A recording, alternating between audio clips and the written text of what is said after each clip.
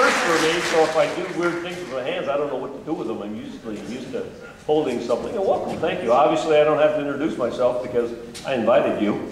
My wife, Jan, sends her regards. She'd like to be with me today, but I didn't invite her. Oh, come on. There's a reason. I was actually the banquet speaker at the grain growers and thought I'd done a particularly good job. So as we were driving away back to Billings, I said to Jan, I wonder how many great banquet speakers there are in Montana. And she said, one less than you think. So Jan's at home at Billings. I'm still married to my high school sweetheart, 31 years last week. Yeah. I do suggest I have been to Argentina, but I took my own wife, which is, in this business is important. We have 3 children. Our son AJ is back in Washington. He's 25, graduated, and do the math, 31, 25. You know, we waited like we're supposed to. We have a middle child, sorry to say, for those of you who are Grizzlies, she went to Montana State. 4th generation Montana State, yeah, there's a smattering in there. 4th generation Rehberg, who went to Montana State. And then, of course, we have our little tag-along, Elsie, who's 11. And for those of you who suggest that tag-alongs keep you young, that's crap. They make you tired. That's just a fact. Wait, I'll tell you a quick story. When we first went to Washington, you know, people would come up to my middle child, Katie, who's now 21, and she was 12 at the time. They'd say, "You must be Congressman Denny Rehberg's daughter." And that's all they ever said. And so finally, Katie got tired of it. She went up to her mom and says, "Mom, is that all I am?"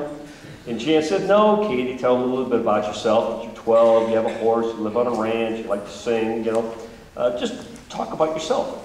Wouldn't you know, the first person after that little speech that came up to her was Speaker Denny Rehberg from Illinois. And he came up and he put his arm around her and he said, "Are you Congressman Denny Rehberg's daughter?" And Katie said, "That's not what my mom says." You have to be careful with what you tell these kids. This is your time. We have a couple hours. That's why I'm on appropriations. We have a couple hours. Very quickly, I just want to talk a little bit about me. I'm your representative. I have the 2nd largest district in the country, Alaska, being the largest. And of course, their population is in Fairbanks, Anchorage, and Juneau. I've got 56 counties with 56 unique personalities and cultures and desires for their own community future and their family's future. And so I think it's important that I be on the road all the time. I do, in fact, come home every weekend.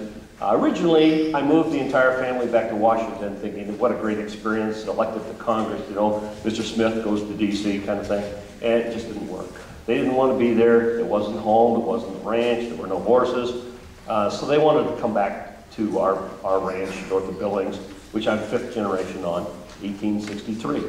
And so we moved them back. And so I do, in fact, still sleep on the couch. I refer to that as good practice for when I come home. But I'm still on the couch. But I also have the most populated congressional district in the country. There's nobody who represents more people in Congress than I do. There's 960,000 of us, and the average size is around 700,000. And I love it. I wouldn't have it any other way. But it's important for me to be on the road continually, visiting all 56 counties, and you all to stand in front of you and allow you the opportunity to tell me what's on your mind. Ask